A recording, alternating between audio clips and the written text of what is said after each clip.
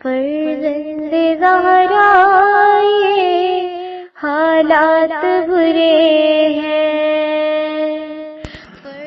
کاشانۂ بصیرت ایک ایسا مکمل یوٹیوب چینل جس پر محروم بصارت کے لیے بالخصوص اور تمام افراد کے لیے بالعموم سینکڑوں کی تعداد میں اسلامی کتب دستیاب ہیں۔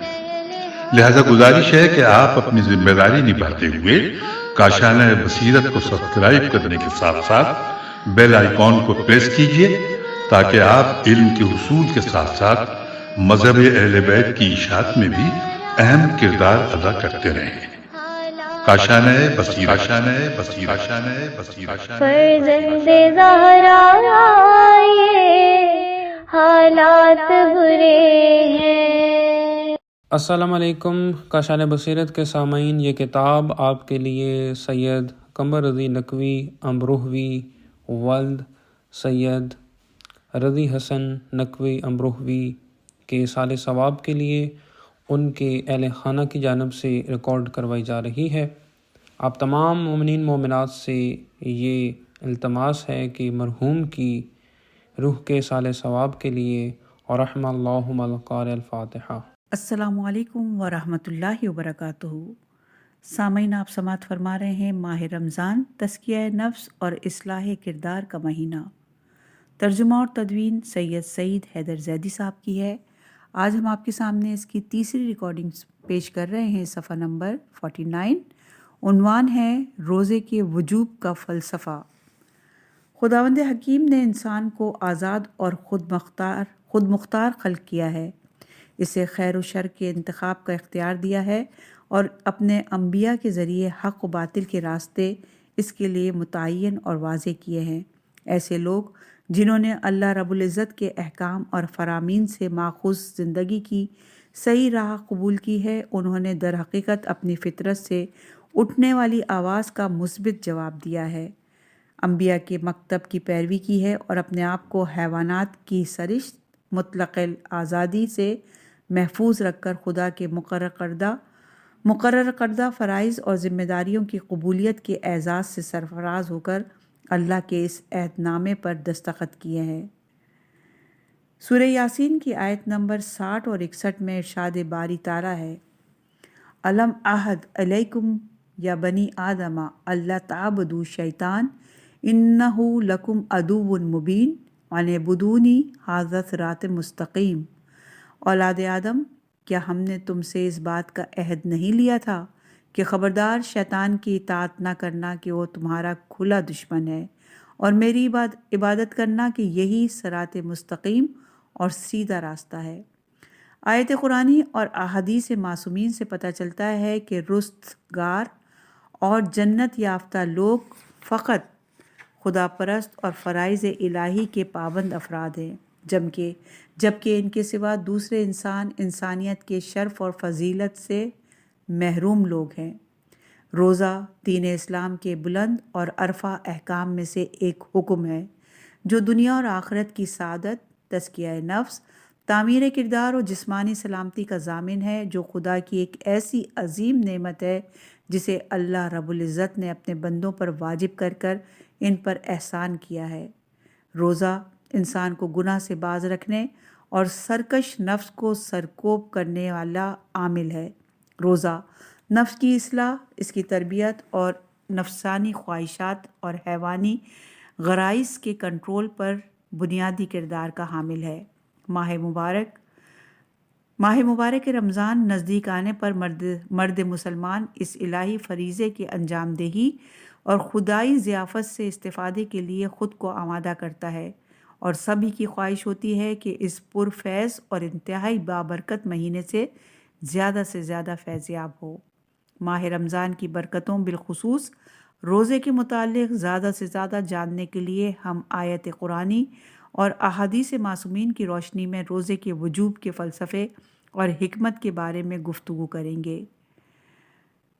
چند پہلوؤں سے روزے کے وجوب کا جائزہ لیں گے۔ نمبر 1، معنوی اور روحانی پہلو۔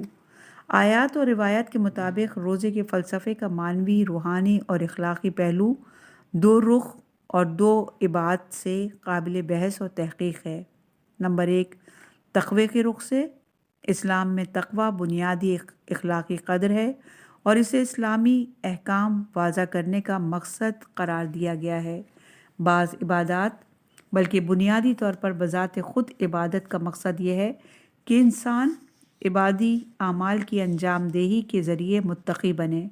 خداوند عالم قرآن مجید میں فرماتا ہے سورہ بقرہ کی آیت نمبر 183 میں، ایھا الذین آمنوا کتب علیکم الصیام کما کتب علی الذین من قبلکم لعلکم تتقون، اے ایمان والو تم پر روزے اسی طرح فرض کر دیے گئے ہیں جس طرح تمہارے پہلے والوں پر فرض کیے گئے تھے، شاید تم اسی طرح متقی بن جاؤ۔ یہ آیہ شریفہ اس انسان ساز عبادت کا فلسفہ ایک مختصر ترین لیکن انتہائی پرمعنی جملے لعلکم تتقون، شاید تم اسی طرح متقی بن جاؤ میں بیان کرتی ہے۔ روزہ انسانی زندگی کے تمام میدانوں اور تمام پہلوؤں میں تقوی اور پرہیزگاری کی روح کی پرورش کا ایک مؤثر عامل ہے۔ روزہ مختلف رخ اور جہت رکھتا ہے، جس میں سے سب سے اہم ترین اس کا معنوی، اخلاقی اور تربیتی پہلو ہے۔ روزہ انسان کی روح اور ارادے کو قوی کرتا ہے اور اس کی نفسانی خواہشات کا متوازن بناتا ہے۔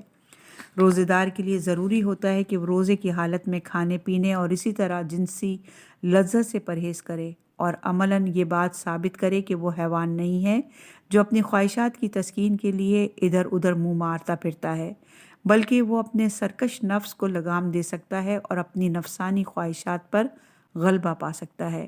در حقیقت روزے کا سب سے بڑا مقصد اس کا یہی روحانی اور معنوی اثر ہے۔ ایسے انسان جو طرح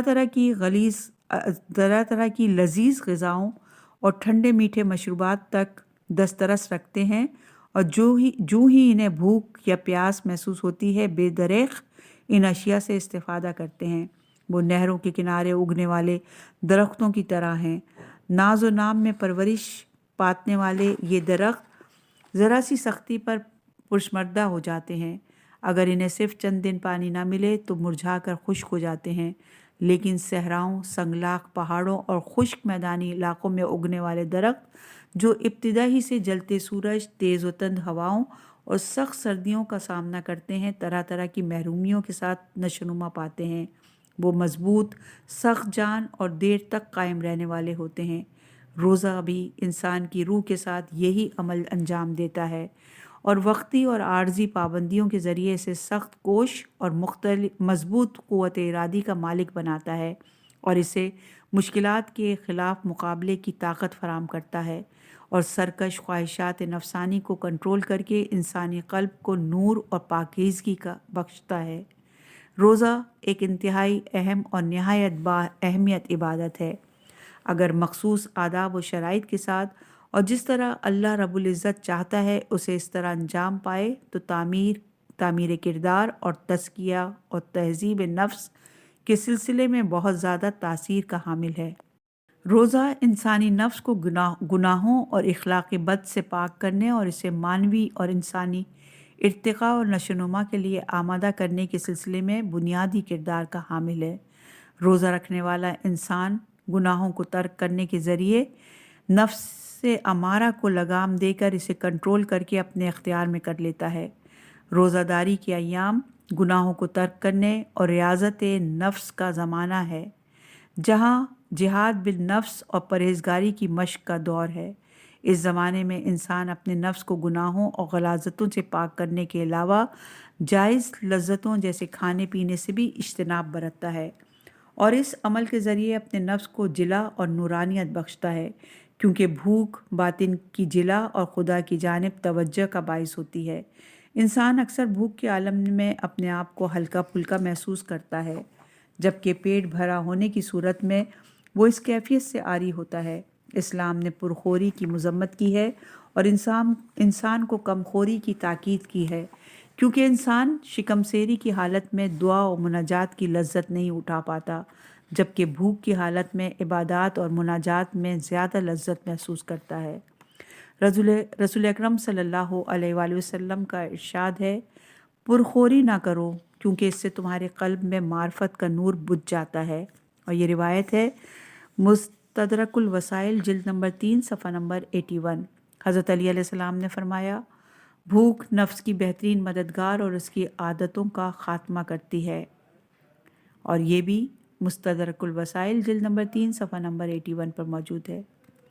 حضرت علی علیہ السلام نے روایت کی ہے کہ خداوند عالم نے شب معراج رسول اللہ صلی اللہ علیہ وآلہ وسلم سے فرمایا اے احمد، کاش آپ بھوک، خاموشی، تنہائی اور ان کے آثار کی مٹھاس کو چکھتے۔ رسول اللہ نے عرض کیا بار الہ بھوک کا فائدہ کیا ہے؟ فرمایا حکمت، قلب کی حفاظت، میرا تقرب، دائمی حزن، کم خرچی، حق گوئی اور سختی میں ہو یا آسانی میں بے باکی۔ اور یہ روایت بھی مستدرک الوسائل جلد نمبر 3 صفحہ نمبر 82 پر موجود ہے۔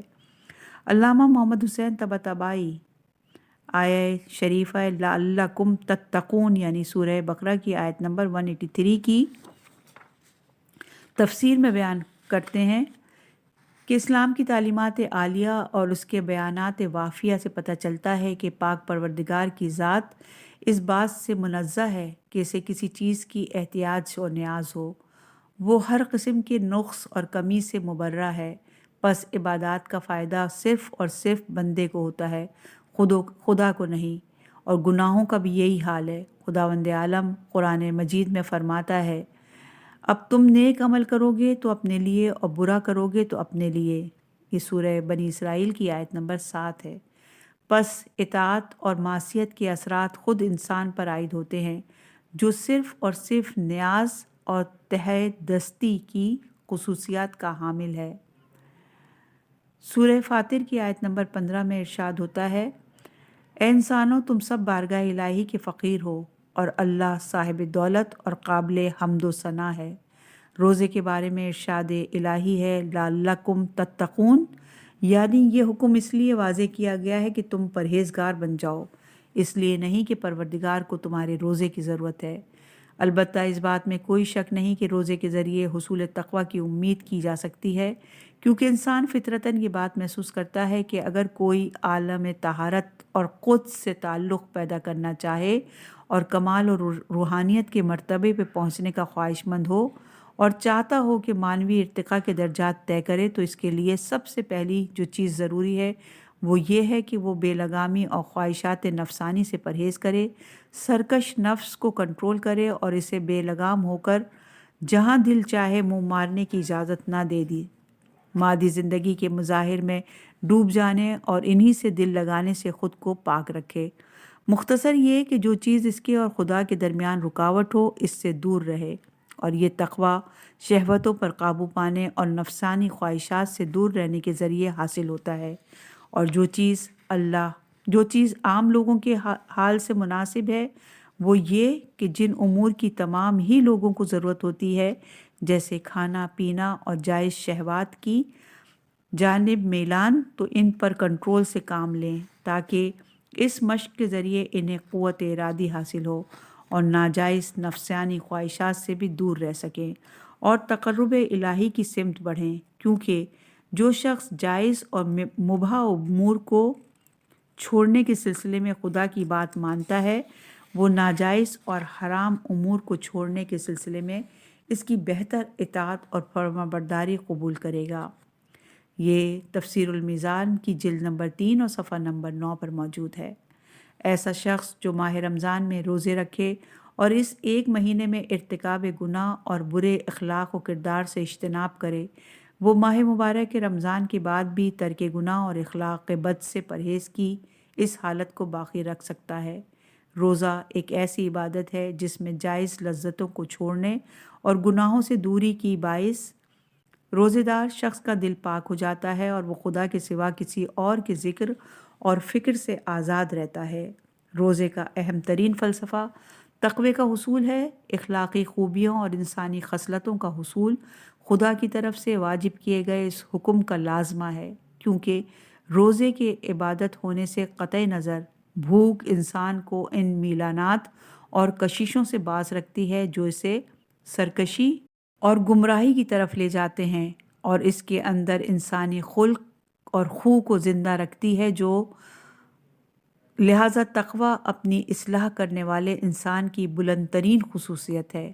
تقوی کے بارے میں ام المومنین حضرت علی علیہ السلام نے فرمایا، بے شک تقوی تمہارے قلوب کی بیماری کی شفا بخش دوا، فکر و شعور کی تاریکیوں کے لیے اجالا، جسموں کی بیماریوں کے لیے شفا، سینے کی تباہ کاریوں کے لیے اصلاح، نفس کی کثافتوں کے لیے پاکیزگی، آنکھوں کی تیرگی کے لیے نور، دل کی دہشت کے لیے ڈھارس اور جہالت کے اندھیروں کے لیے روشنی ہے۔ یہ نہج البلاغہ کا خطبہ نمبر 196 پیش کیا۔ بندوں کے خلوص کا امتحان، صفحہ نمبر 56۔ اخلاق کا شمار معنوی ارتقاء اور کمال کے اعلیٰ ترین مراحل میں ہوتا ہے۔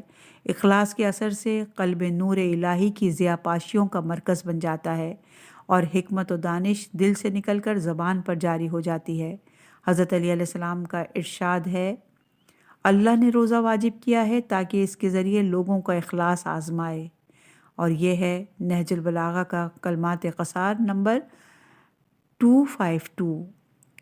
بی فاطمۃ الزہرا سلام اللہ علیہا کے معروف خطبہ فدق میں ہے کہ خداوند عالم نے اخلاص کے ثبوت کے لیے روزہ واجب کیا ہے، اور یہ روایت ہے بہار الانوار کی جلد نمبر 93 صفحہ نمبر 368 پر۔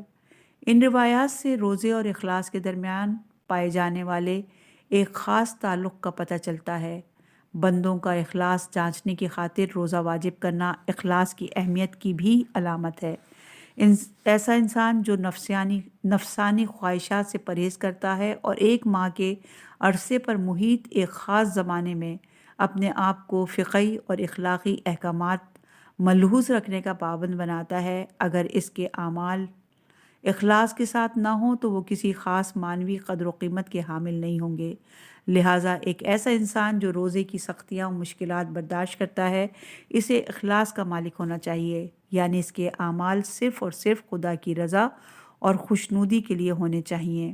احادیث میں ملتا ہے کہ اس عمل کی کوئی قدر و قیمت نہیں جس میں اخلاص نہ ہو، حتیٰ روزہ بھی جو اس قدر اہمیت اور فضیلت رکھتا ہے کہ خدا کو مطلوب ہے، اور اس کے بارے میں خود خداوند عالم نے فرمایا ہے کہ روزہ میرے لیے ہے اور میں ہی اس کی پادیش دیتا ہوں۔ وسائل شیعہ میں یہ روایت موجود ہے، جلد نمبر 7 صفحہ نمبر 292 پر۔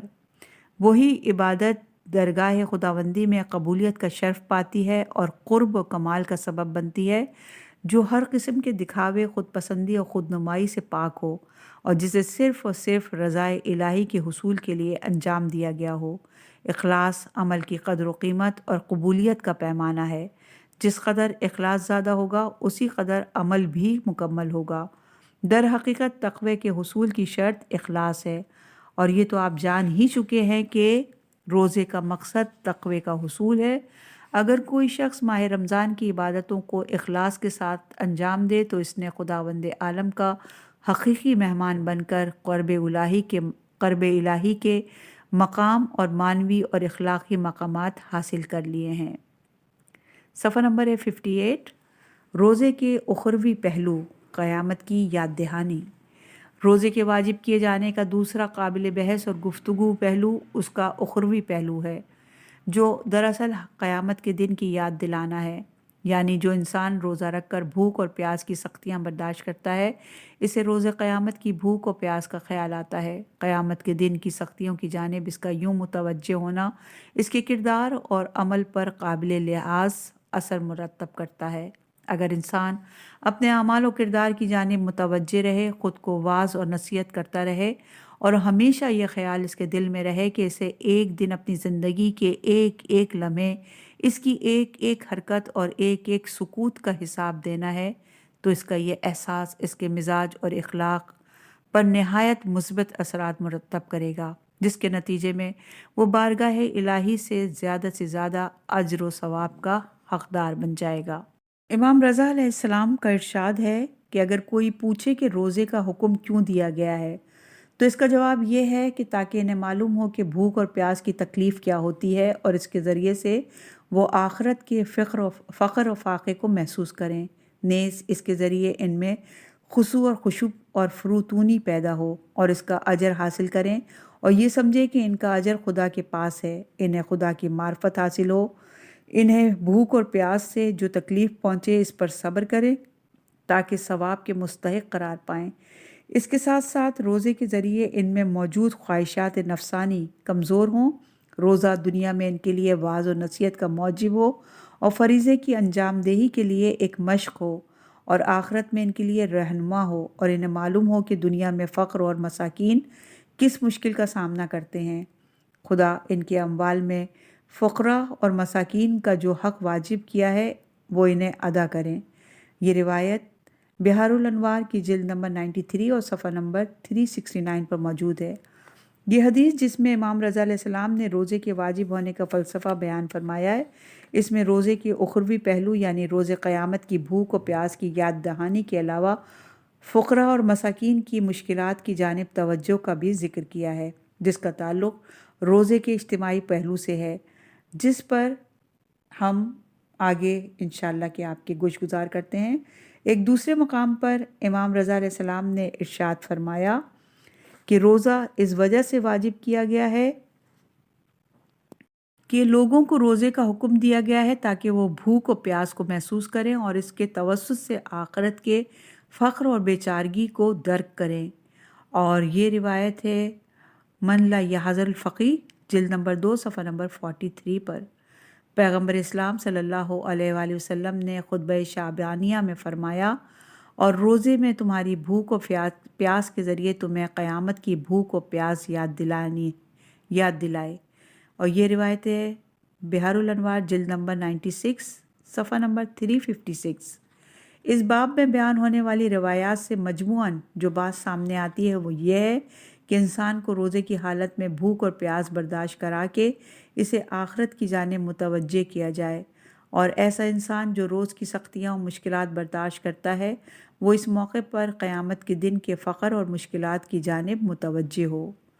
نمبر 3 ہے اور صفحہ نمبر ہے 60، اجتماعی پہلو عدالت اجتماعی کے قیام کی جانب ایک قدم۔ روزے کا اجتماعی پہلو کسی سے پوشیدہ نہیں۔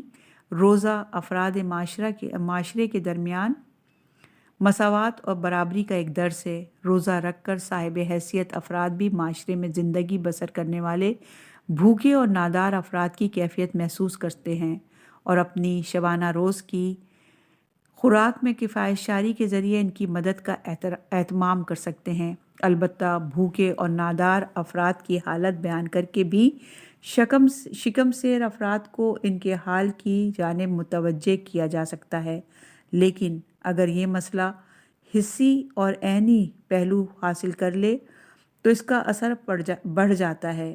روزہ اس اہم سماجی مسئلے کو حسی رنگ دیتا ہے، لہٰذا امام جعفر صادق علیہ السلام سے منقول ہے کہ ایک معروف روایت میں آیا ہے کہ جب آپ سے روزے کے وجوب کی وجہ دریافت کی گئی تو آپ نے فرمایا، روزہ اس وجہ سے واجب کیا گیا تاکہ اس کے ذریعے امیر و فقیر، امیر و غریب برابر ہو جائیں، کیونکہ دولت مند افراد نے بھوک کا ذائقہ نہیں چکھا ہوتا جس کے زیر اثر وہ غریبوں پر رحم کریں، کیونکہ دولت مندوں کے لیے ہر وہ چیز فراہم ہو جاتی ہے جو وہ چاہتے ہیں، لہٰذا خدا نے چاہا کہ اپنے بندوں کے درمیان مساوات پیدا کرے اور صاحبان مال و دولت کو بھی بھوک اور پیاس کے درد و رنج کا ذائقہ چکھائے تاکہ وہ کمزور اور لاچار افراد پر مہربانی اور بھوکوں پر رحم کریں۔ یہ روایت بحار الانوار جلد نمبر 96 صفحہ نمبر 371 پر موجود ہے۔ آپ نے فرمایا، روزہ اس وجہ سے واجب کیا گیا تاکہ اس کے ذریعے امیر و غریب برابر ہو جائیں، کیونکہ دولت مند افراد نے بھوک کا ذائقہ نہیں چکھا ہوتا جس کے زیر اثر وہ غریبوں پر رحم کریں، کیونکہ دولت مندوں کے لیے ہر وہ چیز فراہم کی جا سکتی ہے۔ حمزہ بن محمد کہتے ہیں کہ میں نے حضرت امام حسن عسکری علیہ السلام کی خدمت میں تحریر کیا کہ خداوند عز و جل نے روزہ کیوں فرض کیا ہے۔ اس کے جواب میں امام نے مجھے تحریر کیا کہ تاکہ صاحبان دولت بھوک کا مزہ چکھیں اور فقیر پر احسان کریں، اور یہ روایت بحار الانوار جلد نمبر 96 صفحہ نمبر 369 پر موجود ہے۔ ان روایات کے مجموعی مطالعے سے پتہ چلتا ہے کہ روزے کے وجوب کی وجوہ میں سے ایک وجہ عدالت اجتماعی کے قیام کے سلسلے میں اقدام ہے تاکہ دولت مند اور صاحب حیثیت افراد روزے کے ذریعے محروم اور مفلس افراد کی بھوک، غربت اور بے چارگی کا درد محسوس کریں اور فقراء اور مساکین کی مدد کریں۔ معاشرے میں بھوکے، غریب اور محتاج افراد ایک کثیر تعداد میں پائے جاتے ہیں، جبکہ دولت مند اور صاحب ثروت افراد کی بھی کمی نہیں۔ کتنا اچھا ہو کہ دولت مند افراد ماہ مبارک رمضان میں محروم اور فقیر افراد کی فکر کریں اور معاشرے میں عدل اجتماعی کے قیام کے لیے ایک قدم اٹھائیں اور حتی الامکان ان لوگوں کی مدد کریں۔ ذرا بتائیے، اگر دولت مند ممالک کے لوگ سال کے صرف چند دن روزہ رکھ لیں اور بھوک کا مزہ چکھیں تو کیا پھر بھی دنیا میں بھوک اور افلاس باقی رہ سکتا ہے؟ صفحہ نمبر ہے 62۔ جسمانی پہلو جسم کی صحت و سلامتی۔ آج اور اسی طرح قدیم طب میں بیماریوں کے علاج کے سلسلے میں امساک کا معجزہ اثر ثابت شدہ ہے۔ بہت سی بیماریوں کی اصل وجہ حد سے زیادہ پیٹ بھر کر کھانا ہے، کیونکہ جسم کا حصہ نہ بننے والا اضافی غذائی مواد بدن کے مختلف حصوں میں مزاحم چربی کی صورت میں یا خون میں اضافی شوگر یا کولیسٹرول کی شکل میں باقی رہ جاتا ہے۔ یہ اضافی مواد بدن کے مختلف حصوں میں دراصل مختلف جراثیم اور متعدی بیماریوں کی نشوونما کے لیے بدبودار کیچڑ کی سی حیثیت رکھتا ہے۔